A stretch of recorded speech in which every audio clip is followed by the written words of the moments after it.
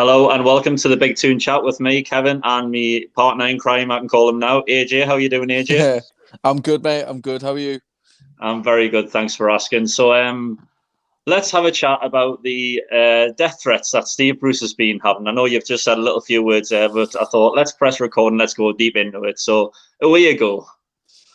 Well, I think first of all, obviously, I don't think any of us fans condone any death threats sent to any manager, no matter what we think of them. I mean, obviously, I think he's had a lot of criticism as a manager, and I think that's well justified. Obviously, performance has been picking up, which is fantastic. But for me, something just doesn't sit right. I think as far as obviously the death threats and that coming from Steve Bruce in his press conference yesterday.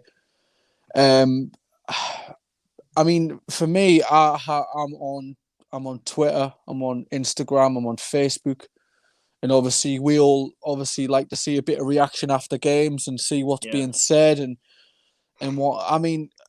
I've not seen any death threats or anything like that with my own eyes. And I mean, you would think somewhere along the line from yesterday till now, we would have seen some sort of evidence from someone sending anything as far as that concerns would go. And I've not seen anything myself. So I don't know what you think. And that's my take on it so far. Well, I'm with you. I think, to be honest with you, I've never seen any death threats alone. I think the worst that I've seen is basically someone says that they'd hope that he'd die with COVID or something along those sort of lines. So, I mean, is that really a death threat? I mean, it's just basically someone saying that this whole COVID, I mean, that's the easy situation to go to at the minute. But I think social media companies at the minute have got to try and go further in trying to clamp down on this because it's just absolute. It's getting out of hand now. I mean, racism, death threats. I mean, look at Mike Dean. I think it was last week or the week before. He had death threats as well for sending two people off. And it just thinks it's all wrong. And I just think it's going to end with someone taking their own life or something really bad happening. I think. Yeah, definitely. Personally, I think criticism. Sorry, just to cut you off there. I think personally, criticism is actually fine, but you've got to draw the line somewhere. And I think whoever's involved needs to be held accountable for it. I mean, all these keyboard warriors that hide behind the display and things like that, it's just absolute crazy. And I just think it is going to end up with someone taking their own life. And it's horrible to say that. Yeah, 100%. I mean, you can't disagree with that, what you've just said there. I mean, these social media networks there needs to be something in place from higher up. There needs to be laws, I think, come in. You can't just be left to say whatever you want on social media. I know it's a free platform for anybody to say pretty much what they want, but like you said, there has to be a line. And if Steve Bruce is receiving death threats, then that is way over that line. Whoever is sending these needs to be held accountable and need to be punished. I mean, it's just in this day and age, it's just not on. Racism, death threats. God, we see it every week in the Premier League. Mistakes from players, referees, managers, and I mean, obviously, of course, there's going to be criticism, but criticism is criticism, and then, I mean, like you said, it can go too far, and I think it is.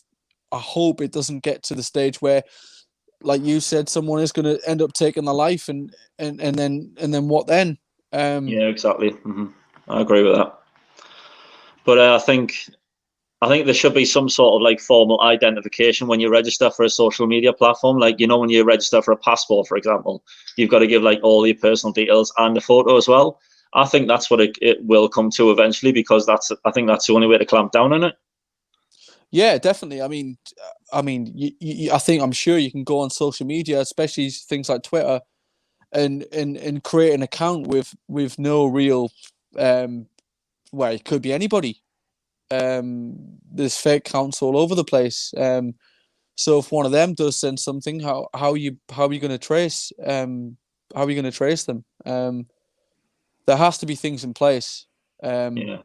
to stop this from I think happening. personally, I think online abuse is just vile and just inexcusable, and it's just wrong. It's just I don't think any Newcastle fan, for what I've met, would be capable of sending a death threat. So I mean, are there really a Newcastle fan that's sending them? Is it just people just being people who are bored at home and lockdown and things like that? It's getting out of hand. Yeah, I mean, uh, the thing is now with it being splashed all over the media, I hope that us as fans don't get branded in this way, that we wish anything upon our manager in that sort of way, because we're just not that type. We're not them type of people. We wouldn't, obviously, of course, we want what's best for our team. And like I've said to you, the criticism of Steve Bruce at times this season has been justified. And we've just kept it at that level. Obviously, God, I mean, I would never wish any ill health or anything like that on Steve Bruce or any of his family. I'm sure he's a lovely guy. And yeah, of course, we just want what's best for our team, but wanting what's best for your team doesn't condone anything like that. Yeah. Well, anyway, let's hope it stops sometime soon. But let's crack on with the main subject of Newcastle on the way down to London Monday night. Stamford Bridge live on Monday Night Football. Kick off 8 o'clock. So, what's your thoughts on it? Where do we start? I mean, Thomas Tuchel's got Chelsea still trying to gel as a team. Obviously, he's got all these new signings, and it is going to take time to sort of blend together. And I just think personally it's going to be a bit of a tough game, but I think Chelsea are there for the taking, really. Yeah, obviously I think the biggest thing for us is who's going to come in for Wilson. I Who do think you want to come in? I personally would like Dwight Gale to come in, because I think the way we've been playing as of late, I think he's the only one out of him, Andy Carroll, and Joe Linton that can press constantly. He's got energy, he's got pace, and I think if we're going to carry on the way we have been creating these good habits that we've been creating, I think he would be the one that I would go with. What do you think? Personally, I think I would go San Maximum on the left. I'd go Ryan Fraser on the right, and I'd go Almiron through the middle as a sort of number 10, false 9 sort of role. Yeah. It gives him more chances to get on the score sheet. He likes to have a run at people and attack at people. Most of the time, he's stuck out on the wing and he tries to cut inside. So why not give him a go through the middle and see what sort of trouble he can give in? Yeah, I think if I was picking the team, I think I would probably go that way as well. I'm just thinking, I mean, Steve Bruce doesn't think like he's a bit pragmatic in the way he sort of he goes about things. I can't see Steve Bruce going with Almiron through the middle, although I'd like to see it. I think you will go with Dwight Gale, and hopefully play the same system that we have been playing, which I've heard that we are going to play the same system we have been playing. So that's good. So just to clarify, that's the 4-3-3, yeah? Yeah, I think it's a 4-3-3 in possession. I think it'll be more like maybe like a 4-4-5-1 out of possession, because I think Chelsea will have a lot of the ball. From what I've seen, I mean, they had a lot of the ball under Lampard, but I think they'll have a lot of the ball under Thomas Tuchel, definitely from what I've seen. But I mean, we need to get in their face and not let them dictate, because I think if we do that, it could be a long night for us. If we get pinned back in our own half, I think we just need to keep doing the things that we have been doing, and I think we'll give Chelsea a good game. Yeah, I think I was watching them against Sheffield United, and personally, they didn't come across as a good team. They lost the ball a lot in the middle. Azpilicueta, not the fastest going forward anymore, not the fastest defender. Rudiger, really sloppy. Chilwell, dangerous on the wing as well. And Werner, he's not the same player that he was in the Bundesliga last season. And the two players that they're missing at the minute is actually Havertz and Thiago Silva in defence. So they're both out of that game already, as Tuchel announced today. So I think they're there for the taking. Personally, I think we can go down there and give it a right good go. We don't make any sloppy mistakes. Give the ball away in dangerous positions, and I think we can cause a bit of an upset. I think we can come with at least a point. Yeah. I mean, 100%. I think we need to be going into that game with the same sort of intent it was what we've had in the last 3 or 4 games. Which is to get on the ball as much as we can, try and make things happen, making sure that we press as a team, getting in Chelsea's face, I think we can definitely go there with confidence, because if Chelsea are, like you said, if they're weak anywhere, they're weak at the back, especially in that centre back area. I mean, we are without Thiago Silva, who has been a great centre back over his great career. With him missing, we can definitely cause some problems at the back.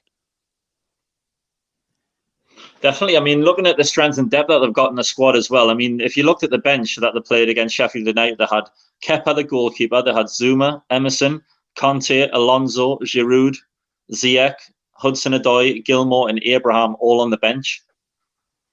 I mean, that's absolutely massive. That is their strength on the bench. That's another team altogether. Yeah, I think to me, when I've watched Chelsea this season, I think what Lampard struggled with, well, not almost struggled with it, because I mean it's a good problem to have, all these attacking midfielders and all these players to choose from, is trying to find his best 11.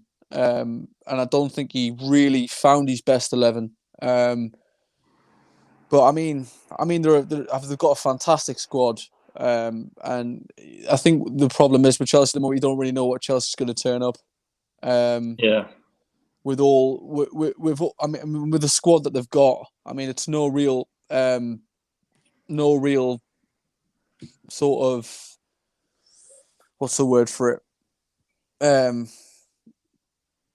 That they've sort of struggled from time to time this season, just with the amount of players they've brought in. It takes time for people to settle. And on the Chelsea side of things, I think they would have been really disappointed to see Lampard go. I mean, even I was disappointed to see Lampard go, because I think he's a great young manager. Do you think you deserve more time? Yeah, of course he did. But the problem is, when you go out and spend that much money in transfer windows, what it brings expectation. Which, I mean, Chelsea have been the same since, I mean, pretty much all of the time under Abramovich, which has been a long time now. He doesn't give managers time, because, like I said, when you go out and spend that much money, he expects instant results. But I mean, anyone that's been involved in football knows that it doesn't matter how much money you go out and spend, how many players you bring in. It takes time to settle, and not just that. It takes time to blend a team and to find certain, what you want to call it, but it's to try and find, exactly, to try and find your best 11. And I think it's not a good message to send out, in my opinion. I think he definitely deserved more time, and I think a lot of Chelsea fans would agree with me as well. I mean, Frank Lampard's a legend at Chelsea, and will be that way forever. I mean, I totally agree with what you say there. I think he should have been given a little bit more time. But what you said there about spending all that money on them players, I mean, Werner, Havertz, Ziyech, 150 million straight away. They're going to take a good 12 to 18 games to adapt to the Premier League. It's the pace, the aggressiveness. It's going to take time, and unfortunately, Lampard wasn't given that. But I mean, if you look at the managers that were before him, you had Sarri, you had Conte, Hiddink, Wilkins, Mourinho. I mean, the list goes on. They've had 10 managers in 10 seasons. It's absolutely balmy. Abramovich has got massive expectations, all this money, but he wants it straight away, and he doesn't understand that it's not going to come straight away. Yeah, I'm a bit baffled at why he hasn't really learned his lessons, to be honest with you. I mean, he's done the same thing for, like you said, 10 years now, chopping and changing managers, and it hasn't. I mean, they've had success along the way. Yeah, of course they have. They're a big club.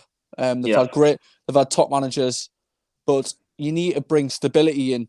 And I think eventually Lampard would have brought that. He just needed to be given a little bit more time. And I think it's a mold and a sort of philosophy that they have that they need to change. Otherwise, I think they're just going to be stumbling upon the same problem season after season. I mean, of course, Thomas Tuchel's a great manager. But I mean, did they get rid of him at PSG? They did, yes. Mm-hmm. They got rid of him at PSG. So same sort of mold at PSG. Loads of money, spent loads of money. Haven't had great success because they want to win the Champions League, which they haven't won in I don't know how long. When the last time PSG won the Champions League was a long time ago. Long time ago, yeah. Mm-hmm. Yeah. They came close last season, but they got a bit too cocky in the semi-finals and then went to the final, and Bayern absolutely battered them. So, well played to Bayern, but that's a different story. Yeah, exactly. So, I mean, sorry, go on. I'm just saying, on the Chelsea side of things, I think they definitely need to think about maybe a definite change in the way they go about things in terms of how their managers, etc. I think Newcastle going there off the back of a 3-2 victory over Southampton. Obviously, where tails are going to be up, the confidence is going to be super high. We've just got to try and play with two different players in the same team that played them, hopefully.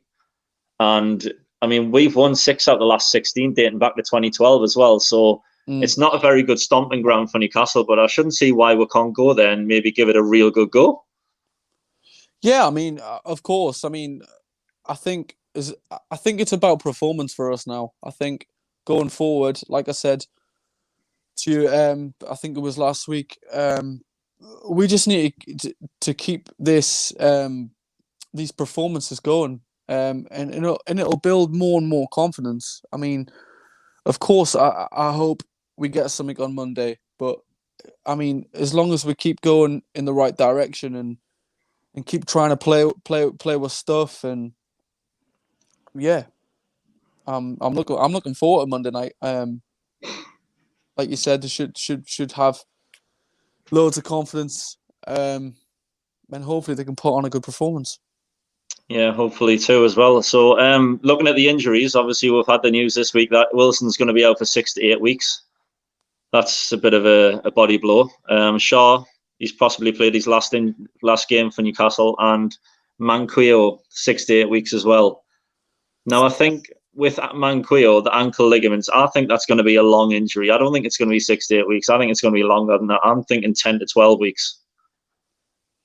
Yeah, I think Manquillo could be done for the season. I mean, ligaments are a horrible injury. Even the recovery, they're horrible, niggly things. It could be a while, that one. But I mean, Fabian Shaw and Callum Wilson is a huge blow for us. I mean, they've both been pivotal with performances in the last sort of 3 or 4 games.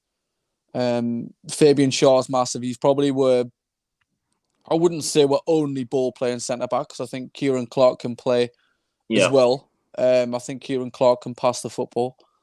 But he's going to be massive, coming out of defence and sort of going on his little runs and picking passes, and because it not just that, it gets up the pitch, and it's sort of he puts one on the front foot very quickly, which is massive, which is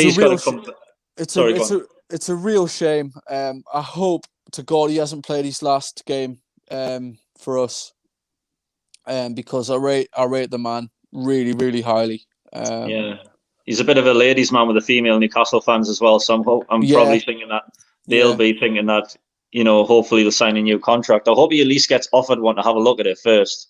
I hope But so. just with the Wilson thing, it makes you think where's the goal's going to come from now. I think it's time for Gale to sort of step up if he comes into his spot, isn't it? Yeah, I mean it's a massive chance for whoever comes in. Even if Gale does come in, it's a massive chance for Joe Linton and potentially Andy Carroll to fight Dwight Gale for that spot if Dwight Gale doesn't hit the ground running. So look, they need. It's a massive opportunity in their Newcastle career for Dwight Gale and the rest of the strikers. I think Because yeah, I think Dwight Gale is out of contract at the end of the season as well, and he says that he won't sign a new contract. I think he might be off. well, I mean, yeah, that's not great, is it?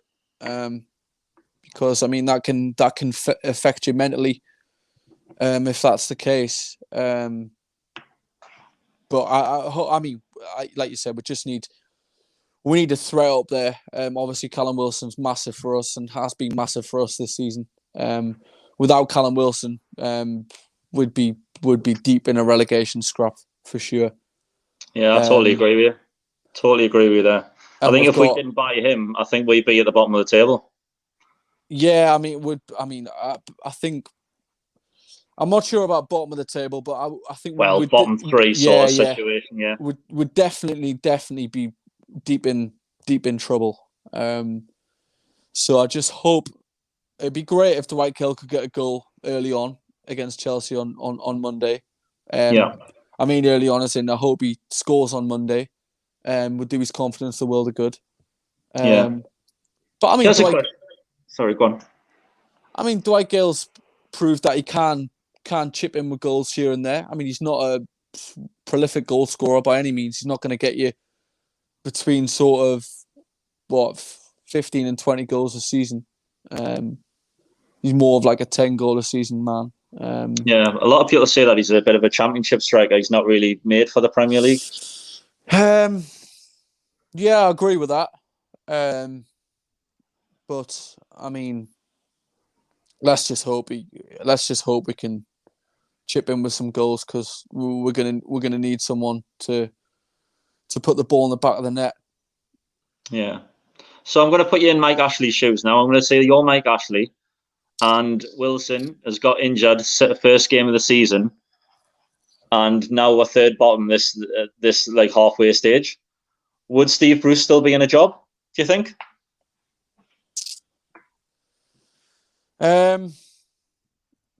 Look, I think it's a tough one because I mean Mike Ashley works in a way that we can't understand really. He's doing his best to protect his £300 million asset, which is the club, obviously. Yeah. I think Graham Jones coming in might have been a conversation that Charnley and Mike Ashley have had to try and maybe keep the costs down. Yeah. I mean, that in itself tells you, I think, that things in the background are hopefully moving in a direction where we'll have an answer in the next within the next 2 months, I would say. Yeah, I think given all that, I think I'll believe it when I see it. I think when it's all signed, sealed, and delivered, then I'll start to believe it. Until that, then I'm not going to think anything of it personally. No, I think I'm at a pretty sort of, yeah, I'm the same as you. You hope that things are going on in the background and sort of moving in the right direction, but I think we all just need a bit of clarity, really, whether this takeover is going to happen or it's not going to happen, and then we can just move on. And Yeah. Mike Ashley can move on as well and try and sell it to somebody else or decide to keep it or whatever he wants to do. But he wants out of this football club. We want him out also. Yeah. We want a fresh start. We want someone who's going to have a bit of care and a bit of passion about the football club that we love. Yeah. And we all hope it happens. I mean, whether it'll be the Saudis or somebody else, let's just hope that it does happen. Okie dokie. So, looking at the Chelsea game, do you want to give us a prediction? You want us to go with me head or me heart? Whatever you want. Give us both if you want to. My heart is saying 2-1 Newcastle, but my head is saying I think Chelsea might have too much for her. I'm gonna go 2-0 Chelsea. Oh, controversial. Sorry. It's fine. But just what I've said before, I think Chelsea are there for the taking. So I'm going to go a 1-1 draw. I think we'll come away with a point. I think everyone will be happy with a point rather than losing 3. So I'm going to say a 1-1.